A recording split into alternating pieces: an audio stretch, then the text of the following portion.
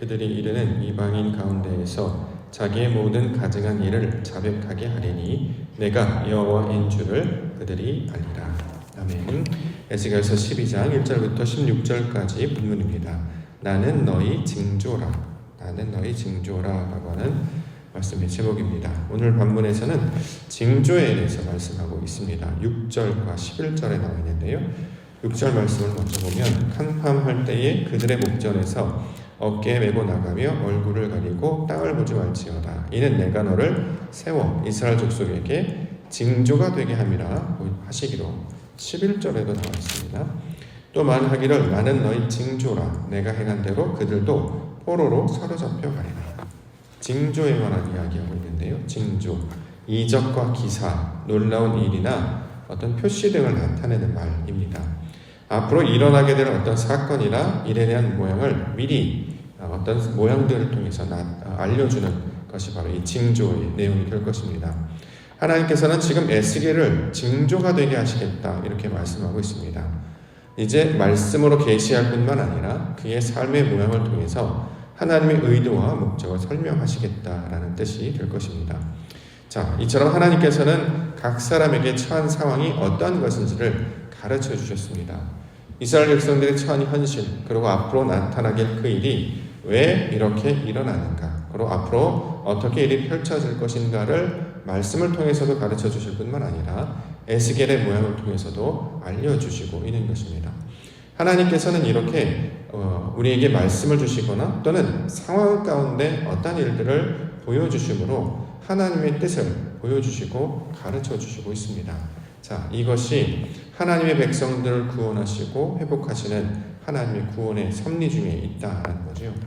가장 먼저 이제 보여주는 것이 우리들의 삶이 어떠한지를 스스로 자각하지 못하기 때문에 우리가 우리의 삶이, 우리의 생각이 어떠한 내용인지, 어떤 모양인지, 이것이 제대로 가고 있는지, 옳은 건지, 그런 건지를 우리가 스스로 판단하거나 깨달을 수 없기 때문에 하나의 상징을 우리 가운데 보여주셔서 그 상징을 하나님의 뜻을 나타내는 표시와 도구로 사용해 주셨습니다. 그 모양으로 우리를 가르쳐 주신다는 거죠. 신기하게도 인간은 스스로를 객관적으로 살펴볼 수가 없습니다. 우리는 우리 스스로를 바라볼 수가 없죠. 그래서 거울을 본다거나 또는 다른 사람을 통해서 본다거나 또는 상황을 통해서 내가 처해진 상황이 어떠한지를 객관적인 것으로 우리가 판단할 수 있게 됩니다. 특별히 성경에서도 마찬가지인데요. 하나님께서 에스겔을 통해서 말씀을 주시고 그것을 전하게 하셨을 때 백성들이 그것을 온전하게 깨닫지 못하니까 어떤 모양이나 소위 말해서 행위, 어떤 우리말로 하면 퍼포먼스 같은 우리의 뜻으로 또 번역을 할 수 있을 텐데, 자, 이런 것들을 보여주심으로 하나님의 뜻을 나타내 보여주신다라는 것입니다. 우리가 일상 가운데 살면서 여러 가지 일들을 겪게 되는 것이 있지요. 왜 이런 일이 우리 가운데 있는가? 예를 들어서 어떤 사람은 뜻하지 않은 어려움을 갑자기 당하게 되는 경우가 있습니다. 생각지도 못한 일, 그것을 통해서 매우 심령이 곤궁해지고 어려워지는 상황에 처해지게 되는 것이죠. 왜 이런 일이 일어날까? 또 어떤 분들은 뜻하지 않은 반가운 소식, 또 소위 세상에서 말하는 행운 같은 신기한 일을 겪게 됩니다. 오래 떨어졌던 친구로부터 연락이 온다거나 또 갑자기 어떤 사람부터 연락이 온다거나 생각지도 않았던 일을 만나게 되면 어떤 경우에는 기쁨이 될 수도 있고 어떤 경우에는 슬픔이 될 수도 있다. 우리 삶 가운데 그런 일들이 일어나게 되는 것입니다.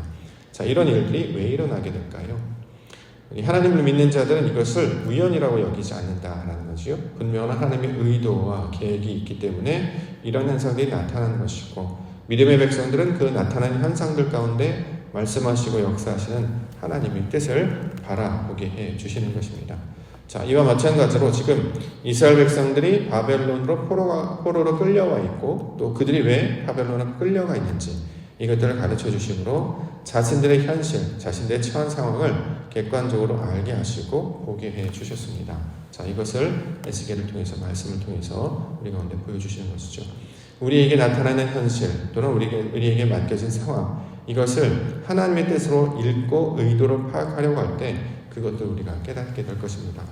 특별히 하나님께서는 그리스도인들 또는 하나님을 따르는 이 교회를 그리스도의 편지 또는 세상들 가운데 증인들로 세워주셨습니다. 그러면 우리가 그들에게 있어서 하나의 징조가 되는 것이죠. 하나님의 뜻을 나타내고 하나님의 모양을 보여주는 것. 자, 이것을 통해 아버지의 영광을 드러내고 나타나게 해주셨습니다. 먼저 우리가 구약의 말씀을 통해서 에스겔을 통해서 역사하시는 하나님의 뜻, 이 의도를 우리가 다시 한번 살펴보고 다시 한번 말씀 붙잡고 기도 가운데 나아가는 그 하나님의 뜻을 구하는 우리 기도의 시간 되기를 원합니다. 하나님께서 왜 이런 환상들을 보게 하시는가? 그것은 바로 눈과 귀가 없는 자들 때문이었습니다. 2절과 3절에 내용이 나와 있습니다. 2절과 3절 인자야 내가 반역하는 족속 중에 거주하는도다. 그들은 볼 눈이 있어도 보지 아니하고 들을 귀가 있어도 듣지 아니하나니 그들은 반역하는 족속입니다. 인자야 너는 포로의 행장을 꾸리고 낮에 그들의 목전에서 끌려가라. 내가 내 조소를 다른 곳으로 옮기는 것을 그들이 보면 비록 반역하는 족속이라도 혹 생각이 있으리라. 반역하는 족속, 하나님의 뜻을 알지 못하는 것에 대적하는 모양을 설명하는 거죠. 성경에서 말하는 대적하는 것은 하나님의 뜻을 온전히 깨닫지 못하고 자신의 방식과 자신의 경험으로 이해하려고 하는 모든 시도들을 가리키고 있는 말입니다. 자, 이것을 성경에서는 눈이 있어도 보지 못하고 귀가 있어도 듣지 아니한다. 우리가 눈도 있고 귀가 있습니다. 근데 뭘 듣지 못하고 뭘 보지 못하느냐? 하나님의 뜻, 하늘의 뜻을 듣지 못하고 아버지께서 원하시는 의도를 파악하지 못한다는 거죠. 그래서 이들을 반역하는 족속이다 말씀해 주셨습니다. 하나님께서 이스라엘 백성들을 선택하시고 그 가운데 예루살렘 성전을 세우신 것은 그들이 바로 하나님의 음성을 듣는 자로 세우시기 위함이었습니다. 우리 가운데 율법을 주시고 성전을 허락하신 것은 그 율법과 말씀을 통해 하나님의 의도를 파악하라는 거죠. 다시 말해 자신들이 가지고 있는 경험과 뜻으로 이해하거나 판단하지 아니하고 하늘의 뜻, 아버지의 뜻으로 이것들을 받아들일 것을 가르쳐주고 있습니다. 그러면 어떻게 해야 되면 자신의 경험에서 나타나는 반응에서 우리가 극복되어야 됩니다. 우리가 익히 경험했던 방식에서 벗어나야 된다는 거죠. 우리의 모든 문제는 익숙한 방식으로 해석하려고 할 때에 거기서부터 갈등이 벌어지는 것이고 어려움이 생기게 됩니다. 세상에서 벌어지는 모든 일들은 솔직히 계속 날마다 처음 일어나는 일의 연속이지 않습니까? 어제와 똑같은 오늘이 아니라 오늘은 새로운 또 다른 날이다라는 거죠. 그러면 오늘은 하나님께서 허락하신 새 날이라고 생각하면 새로운 방식으로, 새로운 개념으로 이것들을 받아들이고 우리가 이해해야 할 것입니다. 성경에서는 해 아래 새 것이 없다라고 이야기했기 때문에 성경에서 말하는 새 것이라고 하는 것은 하나님의 것을 가리키고 있는 말이죠. 아버지 뜻으로 받고 아버지 뜻을 이해하는 것, 이것이 바로 새롭게 받아들이고 이해하는 모습이 될 것입니다. 그런데 이것을 하나님의 뜻으로 받지 아니하고 자신에게 나타나는 익숙한 방식으로 이것을 받아들이려고 합니다. 그러면 어떻게 되느냐? 이해하거나 깨닫지 못한다라는 거죠. 분명히 방법과 조건은 가졌으나 이것을 해석할 능력이 없기 때문에 하나님의 뜻이 아니라 자신의 뜻으로 나아가게 되는데, 자, 이것을 반역하는 모습으로 설명하고 있습니다. 특별히 이것을 깨닫지 못하니까 에스겔에게 포로로 행장을 꾸려서 끌려가도록 지금 이렇게 모양을 보여주고 있는데요. 우리가 이 상징을 통해서 이해할 수 있는 것은 하나님께서는 삶의 정황이나 상황을 통해서도 하나님의 뜻을 증거하신다라는 것을 우리가 이해할 수 있습니다. 하나님은 분명히 계시, 말씀을 통해서 자신의 뜻을 증거하십니다만 뿐만 아니라 삶의 정황을 통해서도 자신의 뜻을 보여주시고 가르쳐 주십니다. 그렇기 때문에 우리가 하나님의 뜻인가 내 뜻인가를 판단할 때에 삶의 정황 가운데 나타나는 정보들도 반드시 포함하여서 함께 해석할 수 있어야 된다라는 거죠. 좋은 일이 일어날 수 있고 우리의 뜻하지 않은 바들이 일어날 수 있습니다. 그러나 중요한 것은 그 안에서 이것을 통해 하나님 무엇을 말씀하시는가, 우리가 이것들을 살펴보고 구하는 백성들이 되어야 될 것입니다. 자, 이렇게 하나님의 뜻으로 이것을 받아들이는 것, 이것을 묵시라는 말로 설명하고 있습니다. 10절과 11절. 너는 그들에게 말하기를 주 여호와의 말씀에 이것은 예루살렘 왕과 그 가운데 있는 이스라엘 온 족속에 대한 묵시라 하셨다 하고, 또 말하기를 나는 너희 징조라, 내가 행한 대로 그들도 포로로 사로잡혀 가리라. 묵시, 하나님의 뜻을 나타내는 말이 되겠죠. 하나님의 뜻이 무엇이냐? 포로로 끌려가게 되는 일, 이것을 에스겔의 하나의 퍼포먼스, 행위를 통해서 보여주고 있습니다. 아니, 저 사람 미친 거야? 왜 저렇게 행동해? 저 사람 오늘따라 특이하네? 끌려가는 모양을 하다니. 당시 우리 이스라엘은 평화로운 상태가 되었기 때문에 누군가가 포로로 끌려간다는 것은 사람들의 주목을 끌기에 충분했습니다. 사람들이 기뻐하지 않는 모습, 모두가 평안하고 가마솥에 있는 고기처럼 안전할 건데 저 사람이 자꾸 끌려간다라고 얘기를 하는 것일까? 자, 일종의 시위 같기도 하고 행위예술 같기도 합니다. 근데 중요한 것은 그를 통해서 하나님의 뜻을 나타낸다라는 거죠. 자, 포로로 사로잡혀가는 모양을 지금 보여주고 있습니다. 포로로 사로잡혀가는 모양을 보여주고 있는 것은 이 포로로 잡혀가는 것에 대한 뜻이 담겨져 있기 때문입니다. 자, 우리의 생각이 어떠한 것들로 붙들려 나아갈 때, 자, 이러한 모양으로 지금 설명하고 있다라는 거죠. 자신의 중심 가운데 하나님의 말씀, 진리가 자리 잡지 못하고 자신의 욕망이나 경험이 중심이 되어서 이것들 가운데 붙들려 있을 때에 놀랍게도 그것은 하나님의 뜻을 이루는 평강의 상태가 되는 것이 아니라 이방인들에게 끌려가는 모습이 될 것이다 라는 것으로 이 포로로 끌려가는 모양으로 설명하고 있다는 거죠. 내 안에 내가 주인이 됩니다. 내 생각이 주인이 돼서 내가 판단합니다. 그러면 그것으로 어려움을 이겨낼 수도 있고 바깥에 있는 일들을 해결할 수 있을 것 같은데 오히려 많은 번민과 생각 가운데 휩싸이게 되죠. 실제로 인생을 통해서 나의 생각과 경험을 통해서 해결해 본 적이 없기 때문에 보통은 사람들의 생각을 따라가거나 자신이 가지고 있는 익숙한 경험에 의존하게 됩니다. 이스라엘 백성들을 늘 찾았던 애굽의 방식, 아니면 자신들 눈앞에 펼쳐지는 그 힘을 따르는 바벨론의 방식을 따라가게 될 수밖에 없다는 거죠. 하나님의 말씀을 붙잡고 그 증거 가운데 우뚝 서 깃발을 들고 서 있는 니시와 같은 모양으로 나타나는 것이 아니라 다른 생각이 끌려가거나 다른 사상이 끌려가거나 이렇게 자신의 것이 다른 것들에게 빼앗겨가는 상황이 되는 것. 자, 이것을 포로로 끌려가는 것으로 지금 설명하고 있습니다. 말씀이 우리 안에 붙잡혀 있지 않으면, 진리의 말씀에 결합되지 않으면 우리의 생각과 마음과 정욕이 세상에서 원하는 그것, 이방인들이 원하는 그것 가운데 붙잡혀 나아가게 된다. 자, 이것을 포로로 끌려가는 모양으로 설명하고 있습니다. 예루살렘 성전이 무너지고 이스라엘 백성들이 바벨론의 포로로 끌려가는 것이 바로 그런 모양과 똑같다는 거죠. 우리의 중심 가운데 모든 동기가 하나님으로부터 말미암은 것이냐, 아니면 나의 욕망과 정욕으로 말미암은 것이냐, 여기에 대해서 하나님께서는 만일 이것이 우리의 정욕과 인간의 가운데 나타나는 것이면 이것은 결국에 이방인들에게 포로로 끌려갈 것이다. 다시 말해 그 가운데 죽음을 맛보게 될 것이다. 설명하고 있습니다. 이 객관적인 사실을 통해서 우리 인생 가운데 나타나시는 하나님의 뜻을 알게 해주신다라는 것입니다. 자, 그러면 궁극적으로 그런 모양과 계시를 통해 하나님의 뜻을 우리 가운데 보여주시는 그 목적이 무엇이냐?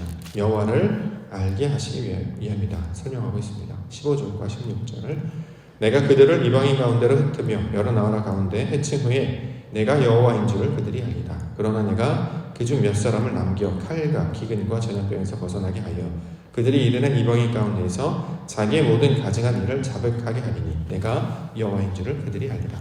자, 가장 먼저 흩으신다라는 거죠. 우리의 생각들, 우리가 가지고 있는 그 중심각들, 이것을 모두 무너뜨리시고 흩어버리신다. 다시 말해 우리가 일전에 살펴본 것처럼 자신의 종말, 자신의 끝을 인정하게 하시는 것이 하나님의 의도입니다. 예컨대 둘째 아들이 아버지의 집을 떠났습니다. 그래서 거기서 모든 것들 다 잃어버리게 되지요. 돼지가 먹는 주염 열매조차 먹을 것이 없다고 그 마지막을, 그 인생의 끝자락을 각성하니까 그때야 비로소 둘째 아들은 아버지의 집을 떠올리기 시작합니다. 아버지의 집에는 품꾼이 얼마나 많은가. 나는 여기서 줄여 죽는구나. 인생의 마지막, 자신의 종말을 경험하게 되는 것이요. 그런데 놀랍게도 극적이게도 그 자신의 종말을 경험한 그 시점에서 아버지의 소중함, 아버지의 집을 생각해낸다는 것입니다. 자, 이것과 마찬가지로 우리 인생들에게도 만나게 하시는 환난, 고통, 어려움들이 있습니다. 이것들은 그 가운데 자신의 종말, 자신의 끝, 내 생각과 나의 주인됨이 모두 무너지게 하시고 끝나게 하시는 하나님의 의도가 담겨져 있다는 거죠. 그래서 인생의 눈으로 보면 삶의 막장과도 같은 그 상황, 절망처럼 보이는 그 상황은 끝이 아니라 하나님께서 일하시는 시작임을, 하나님께서 우리를 가르쳐 주셔서 하나님의 살아계심과 역사하심을 보게 하시는 구원의 과정으로 설명하고 있습니다. 놀랍게도요, 절망 가운데 있을 때 하나님께서 우리를 구원으로 이끌어내십니다. 그래서 우리가 기도 가운데 나아가고 하나님의 말씀 가운데 나아가는 것은 모든 것들을 포기하고 내려놓고 완전히 끝난 것 같은데, 놀랍게도 기도 가운데 나아가면 성령의 음성을 조금씩 듣게 하십니다. 인생이 끝났습니다. 막장입니다. 그럼 포기해야 맞지 않습니까? 그냥 모든 것들을 내려놓고 그것을 거부하거나 이것으로부터 떠나야 될 것 같은데, 신기하게도 마음 가운데 어떤 것들 주시면 그래도 하나님이 원하시는 것이 무엇일까를 기억하게 하셔서 다시 일어서게 하신다는 거죠. 전 그런 의미에서 이 예배라고 하는 것, 저는 이건 하나님께서 주신 큰 선물이요 은혜다라고 생각을 합니다. 인생의 막장을 경험합니다. 밤새 투닥투닥 할 수도 있고요, 악몽을 꿀 수도 있고요, 죽음을 경험할 수도 있고, 고통성에 몸부림칠 수도 있습니다. 근데 놀랍게도 그 시간이 되면 눈이 떠지고요, 그 시간이 되면 교회에 가야 되겠다 이런 마음이 든다는 거죠. 인생 가운데 방황을 하다가도 그 마지막의 끝은 교회 성전 문 앞에 되게 하시는 것처럼, 마치 습관처럼, 어려울 때처럼 결국 내가 엎드리고 찾아야 될 것이 하나님임을 우리의 몸으로 새겨서 그것을 기억하게 하시는 것, 이게 인생 가운데 주시는 큰 축복이며 은혜의 선물이다라고 생각합니다. 왜냐하면 거기는 내 죽음을 선포하는 것이잖아요. 원래 교회라는 곳에, 원래 그 성전이라는 곳에 또 의미를 찾아보면 무덤이라는 뜻도 있습니다. 무덤은 무슨 뜻이냐면 표시라는 뜻이에요. 우리는 보통 무덤 그러면 죽음의 장소 이렇지만 원래는 표시라는 뜻을 가지고 있습니다. 자, 내가 죽은 곳이 되겠죠. 나는 죽고 하나님으로 사는, 내 모든 방법들을 내려놓고 하나님의 진리로 다시 서는 곳, 이것이 역설적이게도 성전이라는 말에 담겨져 있는 의도이기도 합니다. 자, 하나님께서 인생을 우리 가운데 그냥 말로 해서는 깨우치지 못하죠. 그래도 내 힘이 남아있고 내 능력이 살아있을 때는 그래도 내가 좀 잘해서, 그래도 내가 능력이 있어서 이렇게 했지, 그것조차 무너뜨리신다는 것입니다. 그래서 그 막장에, 그 마지막에 경험의 순간 가운데 다다르면 놀랍게도 하나님께서 나를 부정하는 그 시간에 나를 찾아와 주셔서 다시 만나게 해주십니다. 그것이 바로 구원의 역사이고 하나님께서 회복하시는 역사가 된다는 거죠. 이것을 놀랍게도 날마다 경험하는 자들이 하나님의 백성들이라는 거예요. 인생에 있어서 딱 한 번 경험하고 이제는 옛날 이야기를 하는 게 아니라 이걸 매일 반복해서 하게 하십니다. 나는 죽고 말씀으로 살고, 육정은 죽고 다시 진리로 살고, 나의 생각은 거절되고 하나님의 뜻으로 살고, 자, 이것을 통해 여호와 하나님의 살아가심을 경험케 하시는 구원의 방법을 우리 가운데 설명하고 있다는 거죠. 이것을 가리켜서 징조라고 이야기해요. 에스겔의 모양을 통해서 그 백성들에게 알려주시는 것처럼 그리스도인들이, 교회가 바로 그런 일들을 증거한다는 거죠. 내가 죽었어요. 그럼 사람들은 미련하다고 이야기합니다. 그거는 거리끼는 것이라고 얘기합니다. 그런데 십자가의 도가 유대인들에게는 거리끼는 것이고 헬라인들에게는 미련한 것인데, 이 하나님을 믿는 그리스도에게는 하나님의 능력됨을 기억할 것을 우리 가운데 설명하고 있습니다. 우리에게 주시는 능력은 오직 십자가의 도, 그 능력이 우리의 힘이 되는 줄 믿습니다. 오늘도 하나님께서 주시는 말씀을 통해 나는 죽고 예수로 살게 하여 주시옵소서. 내 과거는 죽고 하나님이 이끄시는 그 진리의 말씀으로 나아가게 하시고, 육신의 본성을 따라 살아갔던 그 내가 원래 가지고 있던 이름은 죽어지고 그리스도의 이름으로 다시 살게 하여 주시옵소서. 그렇게 하나님을 경험하며 알아가시는 우리 믿음의 가정 되시기를 주님의 이름으로 기도드립니다.